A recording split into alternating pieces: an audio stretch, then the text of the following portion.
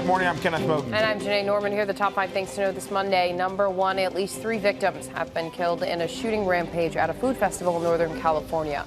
15 others were injured. Police say the gunman was killed by police. They say the suspect has been identified and they are investigating if he has any connections to the festival. One of the victims was a 6-year-old boy named Steven Romero. His mother was among those wounded. She's expected to survive. Number 2, a new shakeup at the White House. Director of National Intelligence Dan Coats is resigning after clashing with President Trump for 2 years. The president plans to replace him with Texas Congressman John Ratcliffe, a former prosecutor who fiercely questioned Robert Mueller last week.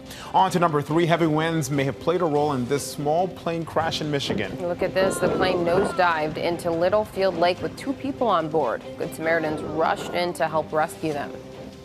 We didn't have a good feeling. The pilot was in pretty good shape at the time. The passenger was seriously hurt. It's such a shocking thing to see firsthand, and the way it crashed, it just was so scary. And the passenger in that plane remains in serious condition. We head to the major leagues for number 4 and a major league temper tantrum. Cleveland Indians pitcher Trevor Bauer is apologizing for his angry reaction to being taken out of Sunday's game. Bauer saw that he was being replaced, then threw the ball over the center field fence in Kansas City. He saw one of his teammates flinch there. He says his intensity consumed him and that he won't do that again.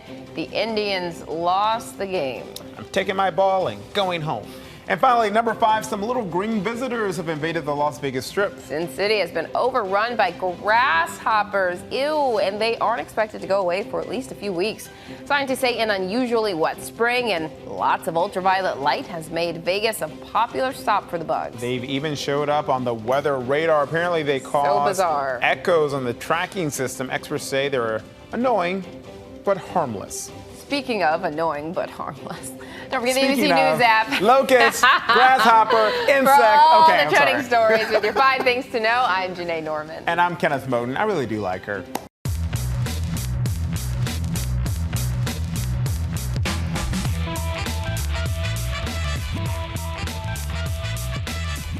Good morning, everyone. We're going to get right to that big story, that deadly shooting rampage at a food festival in Northern California. At least 3 victims have now died, including a 6-year-old boy whose mother was also reportedly shot. ABC station KGO sharing this picture of the boy this morning. That gunfire sent people scrambling, running for their lives, including one couple fleeing while pushing their child in a stroller. Look at that. Police say officers killed the shooter, but they're now investigating whether the attacker had an accomplice. The festival is a popular family event each year in the small city of Gilroy, about 80 miles southeast of San Francisco. ABC's Meghan Tevrizian is here with the latest. Good morning, Meghan. Good morning, Kenneth. This shooting happened on the 3rd and final day of one of the largest food festivals in the country that attracts celebrity chefs, musicians, and tens of thousands of people. A fun weekend festival turning deadly Sunday. Some random dude just started shooting. Like, he just pulled out a gun and we were just eating right there. It just started popping off like fireworks. It sounded like firecrackers. That's what I thought it was. I had no idea until he grabbed me and he started pulling me and telling me that's gunfire. We need to get out of here. Go, run. Authorities saying at least 4 people are dead, including the suspect. Many more were injured. He just shoot once and then he stopped and then he just started shooting repeatedly. The shooting happened around 6 p.m. West Coast time. A man opening fire while the band Vital Sound played on stage. One member telling our San Francisco station KGO he heard a pop and saw a shooter with what appeared to be an assault rifle. He was just firing into the biggest bunch of people he could find. I was just going, holy crap. Authorities saying the suspect gained access to the festival from a creek using some sort of tool to cut through a fence. The suspect shot down by Gilroy police, but authorities believe there could be an accomplice. This morning, the community of roughly 50,000 people in disbelief. To have seen this event end this way, this day, is just one of the most tragic and sad things that I've ever had to see. It's just a horrible thing to experience. Law enforcement officials say they've identified the suspect and are investigating if he has any connections to the festival. And we're learning more about that 6-year-old victim. His name is Steven Romero. His grandmother says he was a happy and loving boy. His mother is expected to survive after getting shot in the stomach and hand. Kenneth, back to you. Meghan, thank you so much. We appreciate it.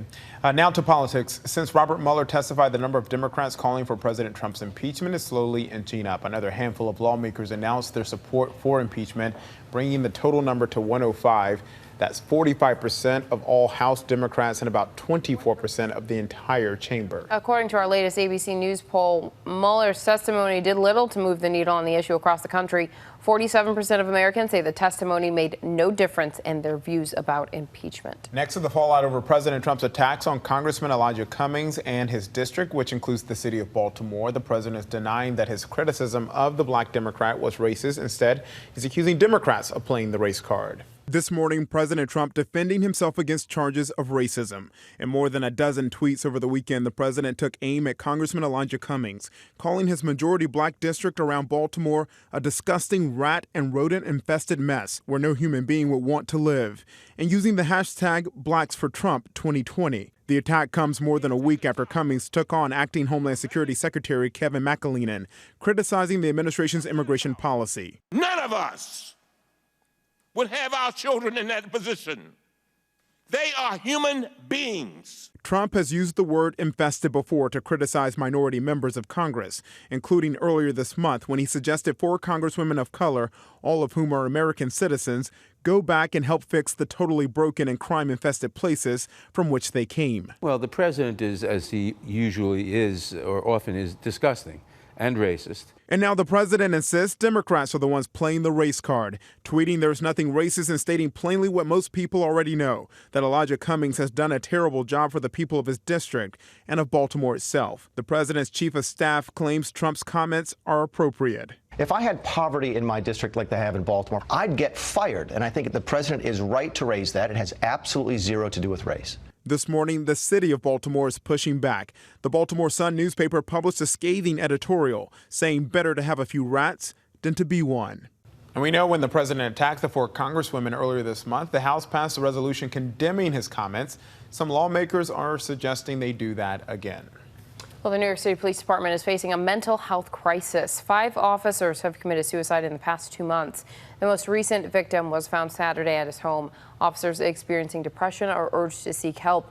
The department has put out videos calling for more discussion of mental health issues. There is chaos and unrest in Hong Kong. Police fired tear gas and rubber bullets on protesters Sunday. Some of them were on their knees choking as ambulances rushed in to take away the injured. This all started weeks ago with protests over a controversial extradition bill. The bill was suspended. Now protesters want the territory's leader to resign. They also want an investigation into police use of force during the demonstrations. Iran and 5 world powers have recommitted to saving the nuclear deal the U.S. withdrew from last year. Diplomats from the remaining countries had an emergency meeting in Vienna described by Iran's foreign minister as constructive, and they agreed to set up another meeting. Iran recently breached the deal by exceeding limits on uranium stockpiles and enrichment. They're hoping to pressure Europe into finding ways to offset U.S. sanctions. And get ready for a celestial show over the next few nights. 2 meteor showers will move through the skies tonight and tomorrow night. 25 meteors per hour expected. Just make sure to find an open space away from city lights to be able to see them. And NASA's adding its own spice to outer space. The agency is sending chili pepper plants to the International Space Station because researchers say they just need a little spice up there on that bland space food. Right. And they want to see how what affects and how it can grow. And kind of like jalapeno cheddar, because, you know, the moon's cheese. Oh, good point. Coming up, Duchess Meghan staying busy on her maternity break. We've got the details of her work for British Vogue after this. Welcome back. We turn now to the 2 Americans accused of murdering a police officer in Italy. The officer will be laid to rest today at the same church where he got married just weeks ago. Police in Rome are releasing new details about the crime amid new questions about how the suspects are being treated. This morning, 2 American teens are behind bars accused of murdering a police officer in Rome. One of the teens is seen in this photo blindfolded and handcuffed in a police station. The police commissioner calls the blindfold illegal and a mistake. Officials say the image was taken after suspects Gabe Natal Jorth and Finnegan Elder were taken in for questioning for the stabbing of Officer Mario Cerciello Rega. Police say the confrontation started when the two suspects, both tourists from San Francisco, approached a man and allegedly asked where they could buy drugs. The man led them to a dealer who police say sold them fake cocaine. The two Americans, growing angry, allegedly went back to the scene and stole the backpack of the man who pointed them to the drug dealer. Police set up an undercover operation in response, and that's when Officer Rega was stabbed 8 times. Security footage allegedly shows the two suspects fleeing the scene. Police say the teens confessed to the crime. I've known Finn since he was born, and I'm in shock. He's the nicest guy, one of the nicest neighbors I have. Elder's family released a statement saying, "We express our deepest condolences to the grieving family and community that loved Brigadier Cercielo Rega," adding, "We are deeply concerned for our son and are heartened by the expressions of sympathy and support from our friends and neighbors." In the meantime, crowds lined up in Rome to pay their respects to Officer Rega at his wake. Italy's prime minister among the mourners. There may be shock and disbelief back home in America, but in Italy, there's anger and outrage. This is becoming a huge political issue. It's leading all the newspapers and TV news. And this morning, Italy's deputy prime minister reacting to backlash over the image of the blindfolded suspect, writing on Twitter that Officer Rega is the real victim, adding that the teenagers deserve life in prison. At a hearing this weekend, both Americans waived their right to speak. Court records show they blamed each other for the murder. According to Italian law, anyone who participates in a murder can be charged with murder, even if that person did not deliver the fatal blow. All right, now to Nigeria, where authorities believe Boko Haram extremists are responsible for the region's deadliest attack of the year. So let's go across the pond to Julia McFarlane in the London Bureau for more. Good morning, Julia. Morning, Kenneth. Morning, Janae. Yes, grim news emerging over the weekend. At least 65 people are believed to have been killed in an attack widely attributed to Boko Haram in northeastern Nigeria. The militants, they targeted people coming home from a funeral. Authorities suspect that this attack may be in retaliation for villagers fighting off the militants a couple of weeks ago. Boko Haram, of course, they're now in their 10th year in that deadly insurgency in that part of the country. Incredible there. And moving on to Russia, Julia, where a prominent critic of President Vladimir Putin has been hospitalized after falling ill in a Moscow jail. And now a doctor is suggesting that he may have been poisoned. Exactly, Janae. Very, very curious story. Alexey Navalny, Russia's most prominent opposition figure, he was transferred from jail to a hospital over the weekend. Now, he was first reported to have been suffered some kind of allergic reaction. He had severe swelling of the face. And now people who've seen him, including an ophthalmologist, who previously treated him, believes that he may have been exposed to some sort of unknown chemical substance. Ring any bells? Now, Alexey Navalny, he has been attacked before. He had this very corrosive sort of dye squirted in his eye a couple of times in 2017. He's often serving jail sentences for taking part in unauthorized protests. At the moment, he's serving a 30-day sentence for doing just that. And not only that, over the weekend, over 1,000 people were detained in Moscow because of these huge anti-government protests. A lot of people calling for fair and free elections because independent candidates, they find it pretty difficult to run for office. And also yesterday, around 10 people were detained outside the hospital Navalny is being treated, including some journalists, including a journalist who was arrested whilst he was reporting live on air. And on a lighter note, some news out of the royal family. Duchess Meghan is staying busy during her maternity break, we hear. So she is a woman of many talents, a mother, a wife. A royal. A royal. A working woman. And a fashion icon. Okay, the list goes on. Exactly. So Vogue and Buckingham Palace have announced that Meghan is the guest editor of the September issue of British Vogue. I do believe this is the first time that the September issue has been guest edited because the September issue is, famously marked in that documentary in 2009 called the September issue. It is Vogue's biggest edition every year because it showcases the new seasons, and they often have special themes or special cover stars, and this year it is Meghan, Duchess of Sussex. Now, Edward Enninful said that he was delighted that she was at the helm for this month. The theme is Forces for Change. 15 fearless, groundbreaking women gracing the front cover. Meghan declining to appear on the front cover because she thought it would be boastful. Now, she's actually been working for the last 7 months with Vogue secretly, curating this edition, and it includes something I'm very excited about. I'm sure you guys are, a Meghan and former First Lady Michelle Obama interview. So that hits the newsstands in just a few days. That's going to be pretty cool. You know what, Julie, I'm really glad that we could send you guys a royal that's joined your British monarchy. I mean, we don't have enough. Who's really spiced it up, though. Who's a majority American, and so we sent you one who is just really is a shining example. Meghan's all American. She's all American now. I know. But we're working on that. Nah. Wait, hey, does she have dual? She's got dual yet? Well, that's the thing. She, as far as we know, she hasn't yet got British citizenship, but she will. So she's still all American. She will. Yeah, I mean, I guess her visa situation is pretty stable. I think she's got like indefinite leave to remain for the time being. Yeah. But as long as she keeps her, she keeps on the good books of Her Majesty the Queen, I think that maybe she will be a full UK citizen. You guys have a new PM over there. He may not. No, I'm not going to go there. Oh my gosh, Julia, thank you so much for joining us. Have a great week. Oh my goodness. All right, let's get a check of our notifications, shall we? Yeah, let's start with the World Thumb Wrestling Championships. Look at the little wrestling rings they wear. 1, 2, 3, 4. I declare thumb war.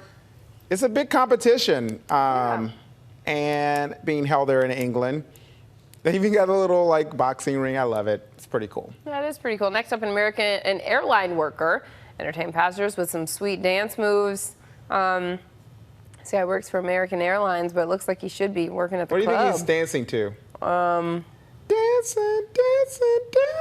That was my first guess. She's a queen. Yep, that's it. Yeah, nailed that it. was it. Yep. And in Colorado, a bear wants to get some goodies out of a bird feeder. Look at these. These bears are incredible beings. Look, climbs that tree so fast, and watch it make its way over to the bird feeder. And get those yum-yums. Mm-hmm. All right, and then moving on to this man who apparently, he wants to be caught by the police. I guess so. He's teasing them. This is his mugshot. He wasn't happy with the mugshot. He's over in England. He says, he actually reached out on social media to the police saying, how about you use a better photo? And he instead gave them this where his hair looks a little, and then he's got that line up on the side there. He thinks that one's a better picture. Kenneth doesn't think so. No, I don't. But something that is cute, 18 pandas celebrating their first birthday together. Adorable. They are cute. Mama's busy. A lot of pandas. Happy birthday, kiddos. Speaking of kiddos, coming up, a Pennsylvania teenager who just won $3 million playing video games. He's the champion of the Fortnite World Cup. We've got the details after this. Here's what to watch out for today. President Trump is expected to sign a bill permanently authorizing the September 11th Victim Compensation Fund. The bill passed the Senate by an overwhelming 97-2 vote after comedian Jon Stewart and dozens of first responders descended on Capitol Hill to lobby for the bill and ripped lawmakers for failing to fully fund the program. Democratic presidential candidates are on the campaign trail as Senator Elizabeth Warren holds a town hall event in Toledo, Ohio. And Washington Governor Jay Inslee rolls out the final major leg of his plan to address climate change in Detroit. Inslee's plan to punish corporate polluters, ban harmful chemicals, and guarantee 40% of the nation's clean energy investment would go to low-income communities. Plus, don't forget to tune into The Debrief for an update on all our top stories and the briefing room for a breakdown of the latest headlines and politics. Well, a 16-year-old gamer from Pennsylvania is trying a victory dance this morning after having been crowned the first ever Fortnite solo world champion. It comes after more than 100 of the world's top players faced off over the weekend right here in New York City. It's the game connecting 250 million users around the globe. Zan to go down, Suzu go down, Scissors go down. And this weekend, the cream of the crop, the best Fortnite players on the planet were in New York City at Arthur Ashe Stadium, the home of the U.S. Open, for the first ever Fortnite World Cup finals. Fortnite is a free online game where contestants fight to be the last man standing on a digital island. And here in New York, the best players went head-to-head in front of tens of thousands of fans. A $30 million pot up for grabs. We're seeing the sort of scope and scale to an esports tournament that's arguably unprecedented. The three-day event is the Super Bowl of gaming or esports, and by most accounts, unlike anything we've ever seen. For the competitor, this is the pinnacle of everything they've been working on since they started playing Fortnite. For the fan, it's one of a couple things. I get to meet the characters, you get to meet everything, you touch and feel everything in the games. Some praise Fortnite for the community it's created, but some have concerns about the amount of time people spend playing them. Parents need to just be more proactive about this. They need to make other things more attractive. Just making a lifestyle where being outdoors, being active, doing things are normal parts of activities. Back in Queens, the weekend's first winners emerged from the team competition. 15-year-old Jaden Oshman and his playing partner splitting a $2.3 million prize. Well, I think he's going to buy an house for his mother. He's going to buy me Chinese. That's what he said. But in Sunday's main event of individual players, the prizes were even bigger. 16-year-old Kyle Gearsdorf from Pennsylvania taking home the $3 million grand prize. That's the largest ever payout for a single player in an esports tournament. So that brings us to the question of the day. What game do you think you could win the World Cup in? Let us know in the comments or tweet us at abcnewslive.com. Mine is Donkey Kong for Super Nintendo, the only game I've ever beat. Oh, I thought your game would have been like cereal eating. Cereal what? Eating. I could probably win in that too.